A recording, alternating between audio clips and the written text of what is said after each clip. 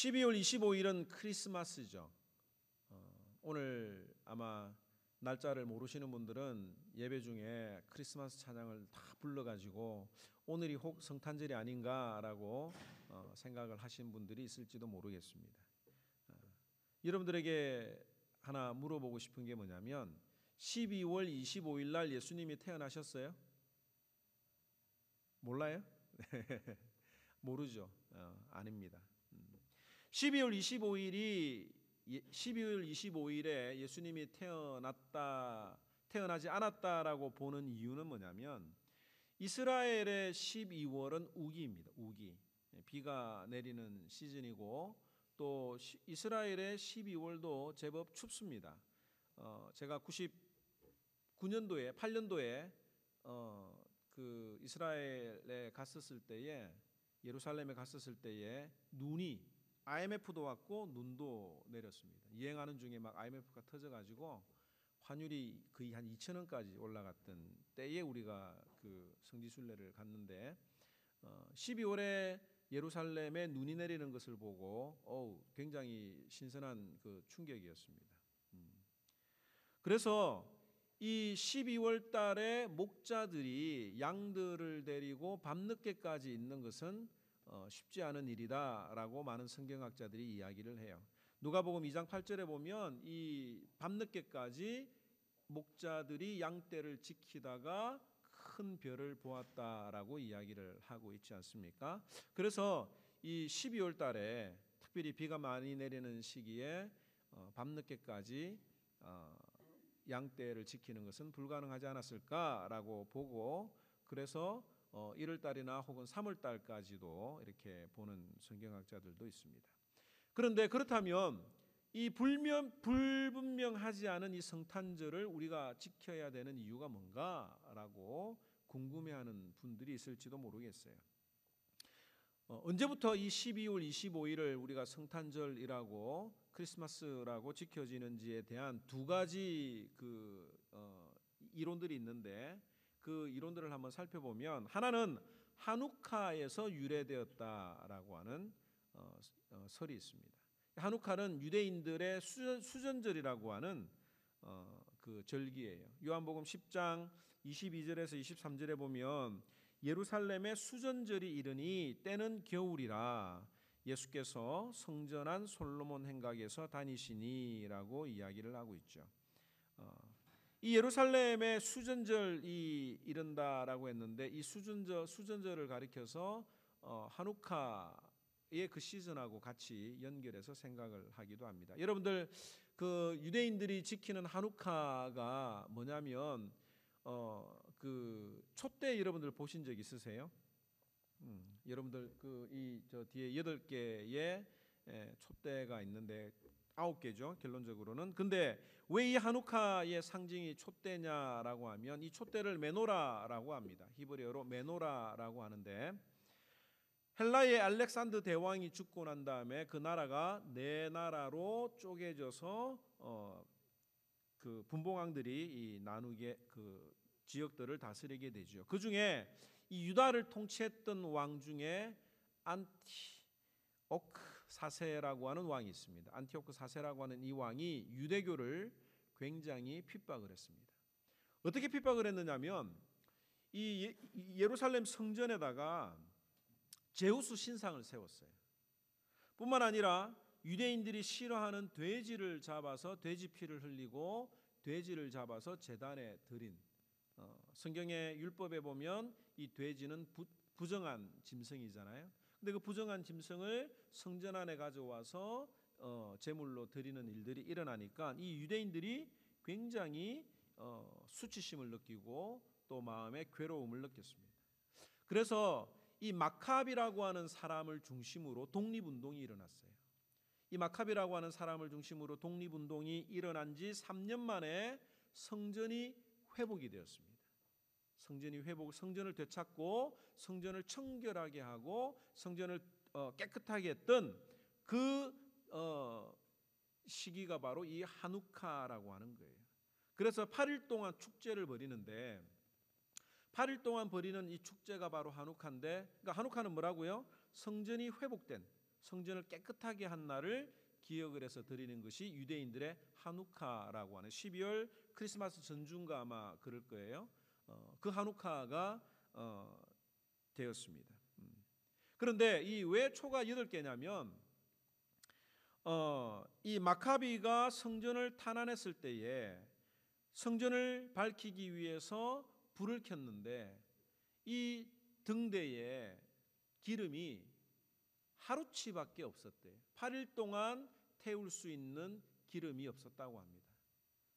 왜 그 기름이 없었느냐면 아무 기름이나 갖다 부어서 태우는 것이 아니라 성전에 들어가기 위해서는 제사장의 승인을 받은 기름만을 넣을 수 있는데 그 승인을 받기가 까다로웠어요. 그래서 이 하루밖에 태울 수밖에 없는 그 기름이 있었는데 이 기름이 8일 동안 끄지지 않고 계속되었다라고 하는 그 기적 때문에 이 수전절의 하누카 시즌에는 이 매일마다 초를 이렇게 하나씩 켜는 거예요. 근데 초 몇 개입니까? 9개죠. 그 가운데 초는 뭐냐면 저기다가 불을 붙여서 이렇게 붙이는 어떤 그런 기능. 그래서 총 9개의 그 하누카를 지내게 되었습니다. 그래서 많은 사람들이 이 유대인들의 하누카가 저들은 알지 못하지만 예수님이 태어난 것을 축하하는 성탄절로 바뀐 것이 아닌가라고 하는 그런 생각을 하기도 해요. 또 하나는 뭐냐면 로마의 한 축제일에서부터 이 크리스마스가 시작되었다라고 하는 생각들이 있습니다. 이 고대 로마에는 우리나라도 그 동지가 있잖아요, 그죠? 동지가 뭡니까? 어두움이 가장 깊어지는 날이 동지, 뭐 이런 식으로 설명을 하는데 이 고대 로마에서도 낮이 밤보다 길어지는 동지를 큰 축제로 여겼습니다. 동지가 지나고 나면 그 다음부터 낮이 조금씩 더 길어지잖아요. 그래서 그 중에서 이 하루해가 가장 짧았다가 길어지기 시작하는 12월 25일을 이 로마인들은 태양의 탄신일로 봤어요.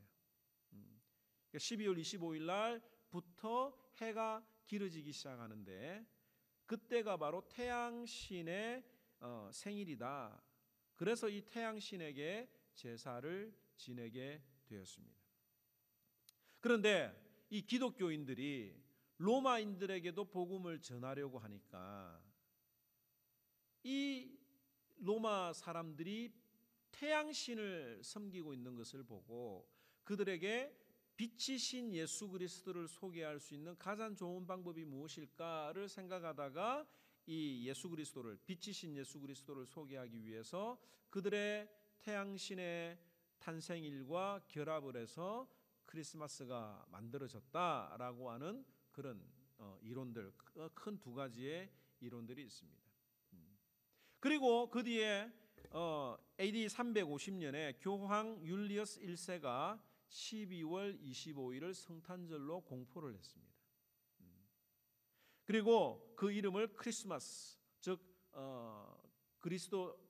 그리스도의 축제라고 하는 말로 이 크리스마스라고 하는 단어를 쓰기 시작했어요.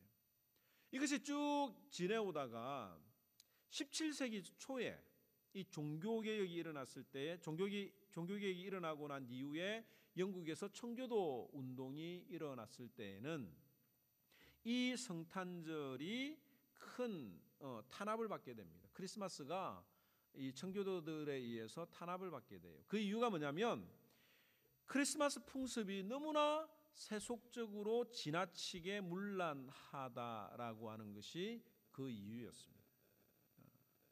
오늘날의 어떤 그런 크리스마스의 어떤 그런 분위기하고 같았던 것 같아요. 너무 이 크리스마스 시즌에 예수 그리스도를 생각하지 않고 경건하게 생각하지 않고 잔치를 벌이고 축제를 하는 것으로 오히려 더 흥청망청 먹고 마시는 어떤 그런 모습들이 이 신자들의 삶에 영향을 끼친다고 해서 1652년에는 크리스마스를 불법으로 규정을 한 적이 있습니다. 청교도들이요.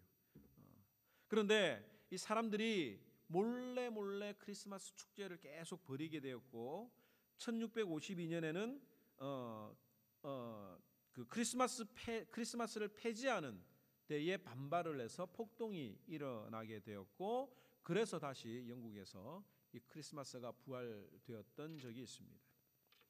그리고 사실 미국에서도 이 크리스마스를 지키지 않았어요. 왜냐하면 이 영국으로부터 독립을 했기 때문에 될 수 있으면 영국에서 하던 어떤 그런 일들을 이 미국에서 하지 않으려고 하는, 그 관습을 끊으려고 하는 그런 운동이 있었는데, 1659년에는 이 보스턴에서 이런 그 역사적인 기록이 있다고 해요. 크리스마스를 축하하다가 발각이 되면 벌금을 냈다고 합니다. 5실링, 5실링을 벌금으로 내었다라고 이야기를 하고 있고요. 또 1789년에는 12월 25일 날 미국 연방의회가 그날 모였어요. 보통 국회도 그렇고 관공서들이 12월 25일 날은 다 쉬지 않습니까?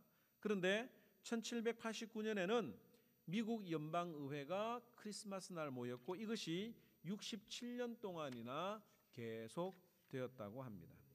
그런데 이 명절을 즐기고 싶은 사람들이 계속 늘어나면서 남북 전쟁이 끝난 지 5년 뒤에 1870년에 율리시스 그랜트 대통령 때부터 이 크리스마스를 연방 공휴일로 정했어요. 왜? 남부 사람들과 북부 사람들이 서로 하나가 되는 어떤 그런 국민 화합을 위해서 연방 공휴일로 정하게 되었고, 그때부터 이 완전한 가족 명절로 자리를 잡은 것이 1950년대라고 하는 것을 여러분들이 이 크리스마스에 대해서 좀 알고 있으면 좋겠어요.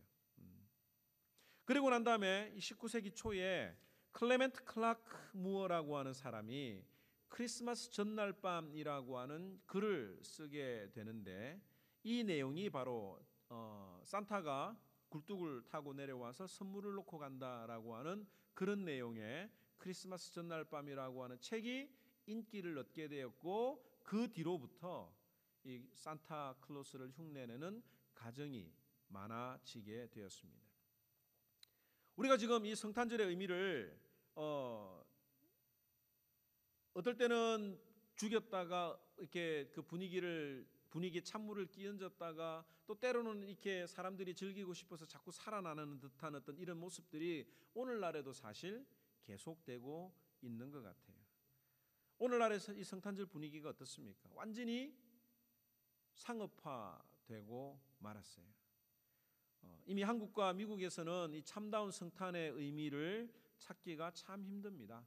여러분들 성탄하면은 성탄하고 관련된 연관어가 뭐가 많이 나오는지 아세요? 뭐 화이트 크리스마스나 선물이나 혹은 뭐 이 연인들하고 데이트하는 날이라고 하는 어떤 그런 어떤 인식이 남아 있어요. 이 크리스마스의 영향력이, 상업화의 영향력이 어디까지 치고 들어가느냐면, 기독교를 탄압하는, 기독교를 배척하는 곳까지도 이 크리스마스는 들어갔다고 하는 사실이에요. 여러분들, 기독교를 예수 그리스도를 부인하는 대표적인 그룹들이 어디입니까? 유대인들이잖아요.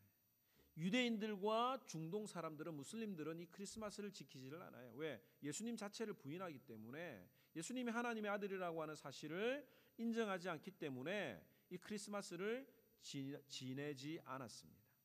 그런데 이 이스라엘과 중동에도 성탄 추리가 들어가고 산타 할아버지가 들어가 있다고 하는 사실이에요. 이번에 이 설교를 준비하면서 베들레헴에는 예수님이 탄생하신 곳이 베들레헴이잖아요, 그죠? 이 베들레헴에는 약 75%의 무슬림이 있는데도 불구하고 이 12월이 되면 이 베들레헴에 몰려드는 모든 관광객들을 위해서 온갖 동네를 꾸미고 장식을 하고 크리스마스 행사를 한다는 그런 뉴스를 보기도 했습니다. 우리가 이런 어떤 삶을 살아가다 보니까 이 성탄에 대한 참된 의미를 잊어버리고 살아갈 때가 참 많이 있는 것 같아요. 신자들 자체도 이 크리스마스에 대한 참된 자세를 잊어버리고 살아가는 경우들을 많이 보게 됩니다. 그냥 뭐 교회에서 행사하는 날, 뭐 아이들에게 주일학교 아이들에게 선물 주는 날 이런 식으로 생각을 하는 경우들이 많이 있어요. 또 어떤 교회에서는 이 산타 할아버지가 뭐 담임 목사나 선생님들이 산타복을 입고 이렇게 선물을 나누어주는 어떤 그런 일들도 있게 되지요. 그러다 보니까 또 어떤 교회에서는 이것을 반대해서 성탄절이 무슨 산타크로스의 날이냐라고 해서 또 이 의미를 축소하는 그런 일들도 있습니다. 그러다 보니까 우리가 어떤 자세를 취해야 되는지가 사실 헷갈릴 수도 있는 거예요.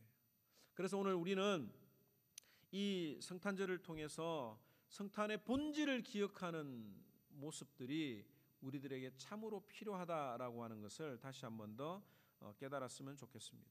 여러분들 결혼 기념일을 챙기는 이유가 뭐예요? 그날 뭐 남편이 나에게 무슨 선물을 해줄까, 아내가 나에게 무슨 선물을 해줄까에 대해서 그 선물에만 대해서 포커스를 가지고 있으면 실망을 할 수도 있고 또 뭐 선물에 따라서 기분이 달라질 수도 있겠죠. 그런데 그 날을 기억하는 이유는 뭐냐면 가장 사랑했던 그 날, 결혼식 날을 다시 한 번 더 기억을 하고 아내와 남편과의 그 관계를 돌아보는 그것이 바로 이 결혼 기념일의 본질이듯이 이 성탄절도 마찬가지예요. 예수 그리스도가 나를 사랑하셔서 십자가에 못 박기 위하여 이 땅에 오셨다라고 하는 그 사실만큼은 우리가 변하지 않고 기억을 해야 합니다. 우리가 정말 기뻐하고 즐거워해야 하되 세상의 어떤 그런 상업적인 문화에는 물들지 않는 그런 영적인 눈이 필요합니다. 오늘 이 본문에 보면 예수님의 탄생을 태어나기도 전에 축가를 냈던 한 사람이 나와요. 그 사람의 이름은 바로 엘리사벳입니다. 이 엘리사벳이 어떤 인물입니까? 엘리사벳은 세례 요한의 어머니예요. 이 세례 요한의 어머니였던 이 엘리사벳과 그 아버지였던 사가랴에게도 마리아에게 나타났던 것처럼 놀라운 기적이 일어났습니다. 이 사가랴는 제사장인데 이 사가랴와 엘리사벳이 나이가 많아서 자녀를 위해서 오랫동안 기도를 했지만 자녀가 없었어요. 그래서 거의 포기하고 있을 즈음에 사가랴가 성전에 직무를 다하기 위해서 성전 안으로 들어갔습니다. 그런데 그곳에서 천사를 만났어요. 그리고 천사가 이야기하기를 너에게 내 아내가 임신을 해서 아들을 낳을 것이다 라고 이야기를 해줍니다. 그런데 이 사가랴가 그 말씀을 믿지 않았던 거예요. 그랬더니 이 천사가 이야기하기를 내 아내가 아들을 낳을 때까지 너는 벙어리가 될 것이다. 왜? 천사가 하나님이 전해주는 그 말씀을 믿지 않았기 때문에 그 불신앙의 표로 너는 벙어리가 될 것이다 라고 이야기를 해 주었습니다. 그리고 이 사가랴가 성전에서 나온 뒤에 곧 얼마 뒤에 엘리사벳이 임신을 하게 되었죠. 그 후로 약 6개월이 지났습니다. 이 사가랴의 아내였던 엘리사벳이 임신했다는 소식이 저 마리아에게도 들렸던 것 같아요. 그런데 어느 날 이 마리아에게도 하나님의 천사가 나타나서 아들을 낳을 것이요 그 이름을 예수라 하라고 하는 메시지를 전해 주었습니다. 믿음으로 받긴 받았는데 처녀가 남자를 알지 못하는 마리아가 임신한다는 것이 과연 상식적으로 가능한 일인가에 대해서 아마 많은 생각을 했을지도 모르겠어요. 또 얼마나 두려웠는지도 모르겠습니다. 그때 당시에 지금도 처녀가 아이를 낳으면 미혼모가 되면 상당히 사회적인 시선이 따갑잖아요. 특별히 이 율법 시대를 살았던 이스라엘 백성들에게는 처녀가 임신을 했다는 말은 곧 죽는다는 이야기예요. 돌에 맞아 죽어야 되는 상황입니다. 그런데 이 마리아가, 이 엘리사벳이 아들을 낳을 수 없는 노인이었음에도 불구하고 아이를 가졌다라고 하는 이 소식을 듣고 물어보고 싶었던 것 같아요. 확인을 받고 싶었던 것 같고, 정말 이런 기적이 하나님 앞에서 나타났다고 하면 뭔가 위로가 될 것 같다라고 하는 생각이 들었습니다. 그래서 이 마리아가 엘리사벳을 찾아갔던 거예요. 그런데 이 엘리사벳이 마리아를 보는 순간 어떤 일이 일어났습니까? 자신의 배 안에 있던 아이 세례 요한이 막 뛰노는 것을 느꼈습니다. 보통 우리 아이들이 발차기를 하잖아요, 그죠? 움직이는데 보통의 어떤 그런 발차기가 아니라 이 엘리사벳이 느끼기를 42절에 보면 큰 소리로 불러 이르되 여자 중에서 내가 복이 있으며 내 태중의 아이도 복이 있도다. 내 주의 어머니가 내게 나오니 이 어찌 된 일인가? 보라, 내 문안하는 소리가 내 귀에 들릴 때에 아이가 내 복중에서 기쁨으로 뛰놀았도다. 주께서 하신 말씀이 반드시 이루어지리라고 믿은 그 여자에게 복이 있도다 라고 이야기를 했습니다. 마리아가 엘리사벳을 찾아갔을 때에 엘리사벳은 6개월이 됐지만 이 마리아는 이제 막 임신을 한 어떤 그런 상태죠. 전혀 외관상으로 보면 임신을 했는지 안 했는지 알 수 없는 그런 어떤 상황입니다. 그런데 이 엘리사벳과 세례 요한이 마리아가 예수님의 어머니, 메시아의 어머니가 되었다라고 하는 사실을 알았다라고 하는 점이에요. 몇 마디 이야기를 나누지도 않았습니다. 자신에게 인사하는 소리를 듣는 순간 43절에 보면 보라, 내가 문안하는 소리가 내 귀에 들릴 때에 안녕하세요 라고 할 때에 이 엘리사벳이 마리아가 임신한 소식을 알게 되었다고 하는 겁니다. 어떻게 이런 일이 가능할까? 이게 진맥을 짚은 것도 아니고, 그죠? 입덧을 한 것도 아니고 아무런 어떤 표식이 없었는데도 불구하고 이 엘리사벳이 마리아가 임신한 사건을 알았습니다. 거기에 대한 해답을 41절의 이야기를 하고 있어요. 우리 다 같이 한번 읽어볼까요? 시작. 엘리사벳이 성령의 충만함을 받아라고 이야기를 합니다. 외형적으로는 아무것도 볼 수 없었던 엘리사벳이 성령의 충만함을 받았을 때에 자신에게 인사하는 그 소리를 듣고 마리아가 메시아의 어머니라고 하는 사실을 알아차렸습니다. 그러면서 하는 말이 내 주의 어머니가 내게 나오니, 내 주의 어머니가 내게 나오니라고 이야기를 하고 있어요. 이것이 바로 예수님이 태어나기 약 6개월 전에 일어난, 예수님이 태어나기도 전에 일어난 예수님 탄생을 축하하는 축하 메시지였다라고 하는 사실입니다. 오늘 이 말씀을 통해서 한 가지 우리가 기억을 해야 될 게 있어요. 누가 성탄의 본질을 알고 누가 예수님이 이 땅에 오신 것을 축하하고 찬양하고 기뻐할 수 있는가? 바로 성령의 충만함을 받은 사람이라고 하는 것입니다. 우리는 대단한 사람들이에요. 엘리사벳은 마리아를 봤지만 우리는 마리아를 본 적이 없습니다. 예수님을 본 적이 없어요. 그러나 성령 하나님의 은혜로 말미암아 예수님이 마리아를 통해서 동정녀의 몸으로 이 땅에 태어나셨다라고 하는 사실을 우리가 믿게 되고 알게 되고 고백하고 그것을 기뻐할 수 있는 이유는 뭐냐? 바로 우리의 마음속에 성령님이 함께 하시기 때문이라고 하는 것입니다. 누가복음 1장과 2장에 보면 자세하게 이 예수님의 탄생에 대해서 기록을 했어요. 사가랴와 이 엘리사벳뿐만 아니라 예루살렘 성전에서 그리스도가 메시아가 오실 것이라고 하는 것을 믿고 기다렸던 시므온이라고 하는 사람도 있었고요.